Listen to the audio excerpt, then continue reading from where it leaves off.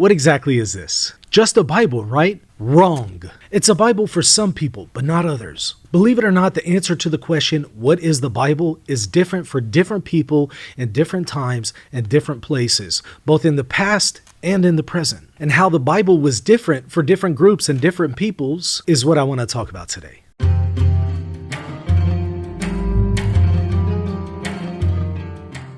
So I was just at the Museum of the Bible in Washington, D.C. Now, I've studied the Bible for over 20 years and have read it cover to cover over 10 times.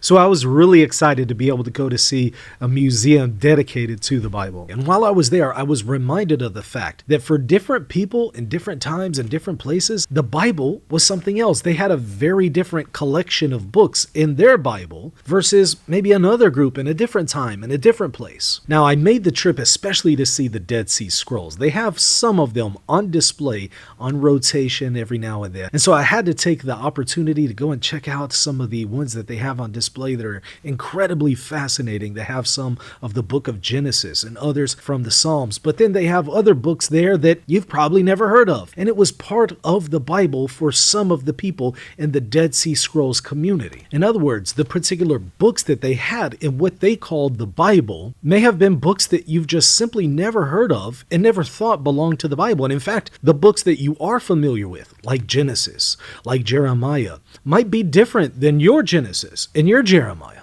And this became really apparent whenever I took a look at some of the Psalms that they had on display. Their Psalms are not necessarily the Psalms that you have in your Bible. In fact, they had over 4,000 Psalms in their collection of the Bible, whereas most Bibles today have 150 Psalms. Some communities have 151, but some communities in the ancient past had way more than that, in a collection of Psalms we've never seen before until the discovery of the Dead Sea Scrolls. So which books belong between these two covers, and how the book should read, what it says, those have changed throughout history. And those have been different for different people at different times in different places, and are still different for various people today. And so the Jews, for example, they have had many different versions of what they call the Bible, what is often called the Old Testament. The Dead Sea Scroll community had books like the Book of Giants, or the Book of Enoch, or Priestly Service on the Passover. Just many books that we've likely never heard of, and a few that are familiar.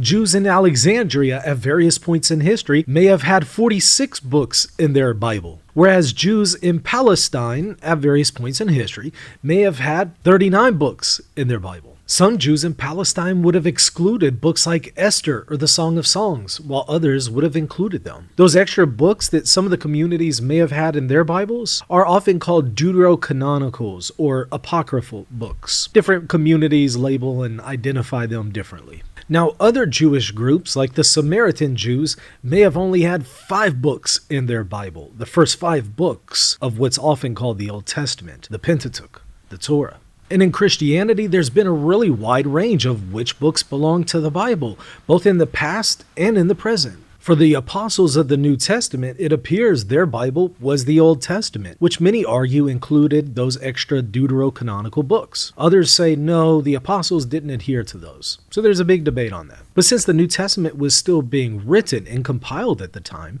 they didn't necessarily use the New Testament. They would have used as their Bible what is often called the Old Testament. One of the first Christians who attempted to compile the New Testament had something really different than what most of us would recognize as the New Testament today. His name was Marcion, and people say he basically rejected the Old Testament, so his Bible didn't include that. He had an edited version of the Gospel of Luke, and also edited versions of 10 of Paul's epistles. That was it. That was his Bible. That was his New Testament. And not everybody agreed with his version of the Bible, and so this really caused a lot of people to start to think about the question, all right, what belongs in what we would call the New Covenant or the New Testament? And also, which books belong in the Old Testament? And should the Old Testament just be rejected outright like Marcion did, or do we accept it, and how do we understand it? Marcion caused people to really examine the question, which books belong in the Bible? And so some of the early church fathers after him also differed on the question.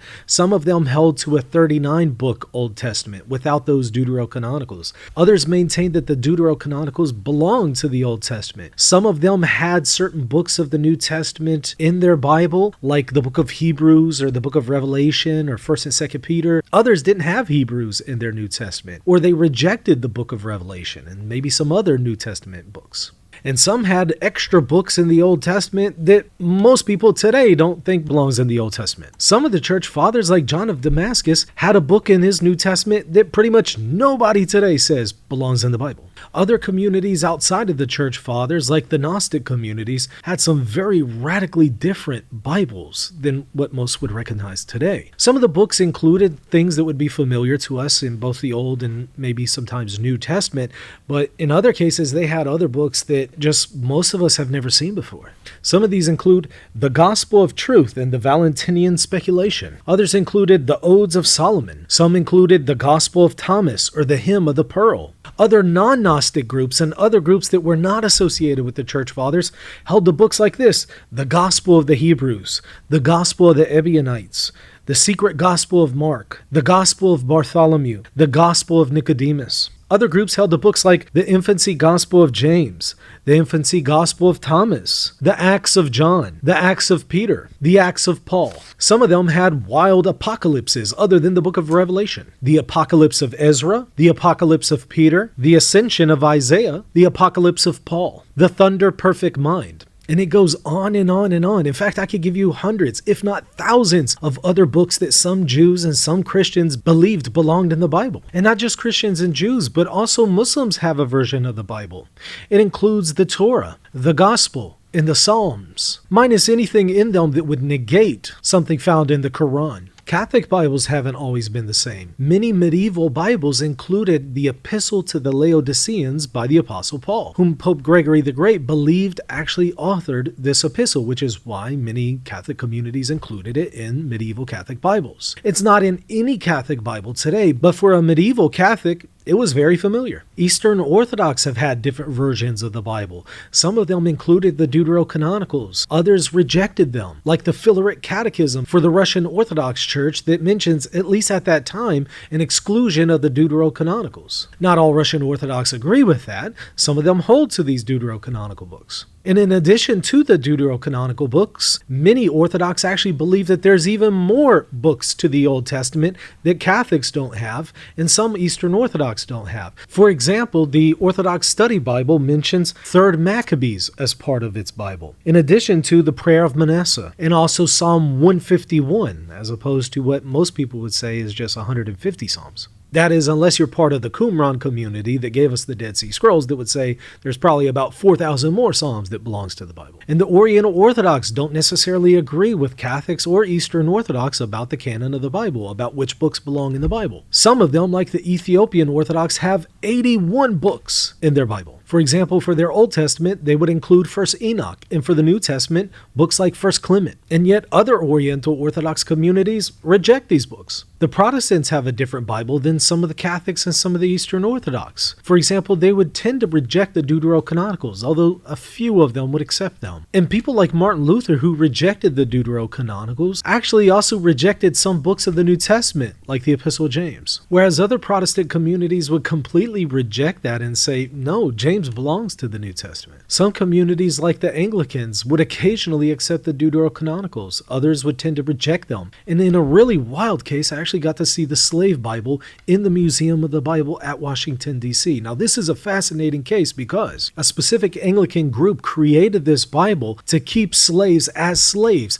They took out anything in the Bible that made them think that slavery was bad, that spoke about freedom from slavery, and only kept in things there that reinforced slavery. So 90% of the Protestant Old Testament is missing, and 50% of the Protestant New Testament is also missing. Anything that speaks of the equality of man, anything that speaks about liberation and freedom from slavery, anything that speaks of like the story of the Exodus, the Israelites being freed from slavery, all of that is thrown out, and the only things that are reinforced are those things that reinforce slavery, which goes to show you how oftentimes the Bible was politicized and used to reinforce a certain agenda. And this is just one case of many. For example, another one that I saw at the Museum of the Bible was the Jefferson Bible. The third president of the United States, Thomas Jefferson, gutted parts of the New Testament and significantly altered the Gospels. Why? Because they were in conflict with his views on miracles and supernatural events. Once again, often the Bible was politicized and was sometimes adjusted to fit a person's pre-existing theology.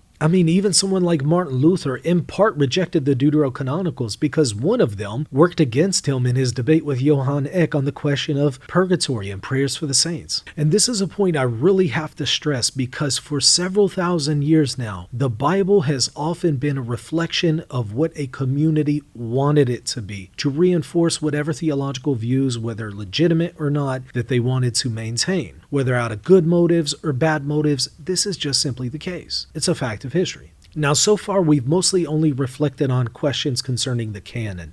Which books belong to the Bible? Which books belong between the two covers of what we call the Bible? But also, there's a wide range of translations, both ancient and modern, that sometimes significantly give different understandings or different readings of the same books and same chapters of the Bible. And in some cases, some chapters may be missing, and other chapters may be added. Some verses may be missing, and others may be added. And whether something is missing or is added really depends on a person's perspective on whether or not they think that that thing should already be there or not.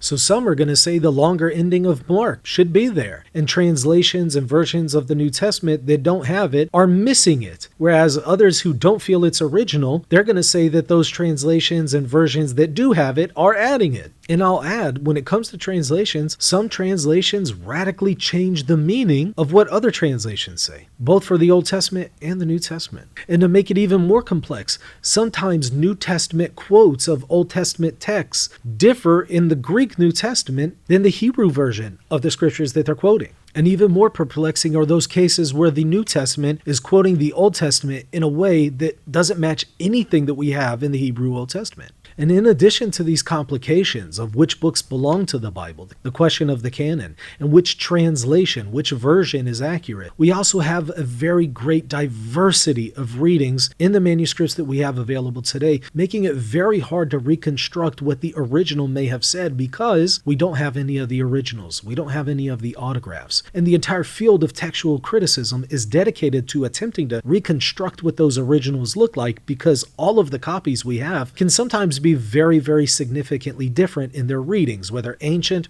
or more contemporary manuscripts. There's sometimes a wide variety of readings that sometimes do impact the meaning of the text. And it really seems that most scholars in the field of textual criticism just believe we can't even reconstruct the originals. They don't even believe it's possible. A minority, however, still maintains that it's possible that we could reconstruct the originals, at least in most parts that are essential for doctrine. Now, what constitutes something that is essential for doctrine is itself going to be debated. And to top it all off, some of the earliest manuscripts that we have are still 1,000 years removed from whenever the book was supposed to have been written. So the point is this: when we speak of the Bible, we have to be really careful to recognize that it has not always meant the same thing for different people throughout history and even presently. And unless we're aware of this, there's going to be a lot of confusion caused whenever we speak of which books belong to the Bible or which translation or which particular reading, because again, there is a big diversity both throughout history and in the present. Well, I hope you enjoyed this video and found it educational and informative. If you did, please hit the like button